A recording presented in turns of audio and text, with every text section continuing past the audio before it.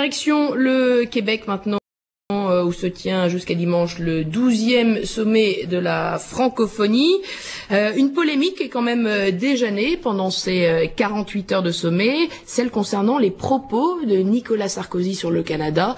De nombreux journaux y ont vu un plaidoyer en faveur de l'unité canadienne au détriment d'une éventuelle indépendance du Québec. Achille Michaud.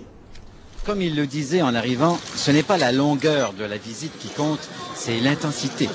Eh bien, on a été servi. Une simple petite phrase a embrasé ce vieux débat québéco-Québec. Et franchement, s'il y a quelqu'un qui vient me dire que le monde aujourd'hui a besoin d'une division supplémentaire, c'est qu'on n'a pas la même lecture du monde. La déclaration a ravi les fédéralistes qui y voient un rejet de l'indépendance du Québec par le président français. Il faut tourner la page. Il faut maintenant regarder l'avenir, comme le disait M. Sarkozy.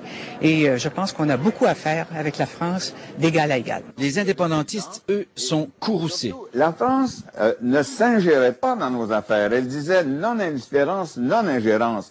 Mais si Sarkozy dit qu'il est contre l'indépendance du Québec, ben là, ce n'est plus de l'indifférence, c'est de l'ingérence. Et ça, c'est pas acceptable ni de la France, ni de quiconque.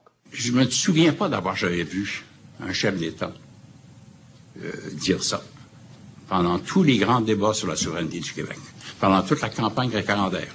Puis, au centre des congrès, des indépendantistes demandent des explications à un représentant français. Il n'y en a qu'une redéfinition. C'est la redéfinition officielle qu'il a faite devant l'Assemblée nationale du Québec. Pour le reste, franchement, c'est de l'animation journalistique. On aime les Canadiens, les Québécois sont nos frères. Telle est la nouvelle politique française sur le Québec. Dans les rues, on constate que la position du président français a été bien reçue. Un changement d'orientation et de politique fondamentale dans la relation entre la France et Canada-Québec. Ce qui n'empêchera pas probablement la France d'être derrière toutes les initiatives d'affirmation du Québec à l'étranger. Pour ma part, je pense que la position qui est affirmée présentement est peut-être le reflet de la position que les Français ont toujours eue, mais qu'ils n'ont pas exprimée publiquement. Le message d'unité, c'est plaisant à entendre. Ah bon? Eh bien, selon moi, il a tout à fait raison. On n'a pas besoin d'une division supplémentaire. C'est plutôt le contraire, tout à fait le contraire.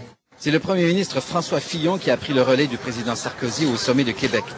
On ne s'attend pas à ce qu'il crée la moindre polémique.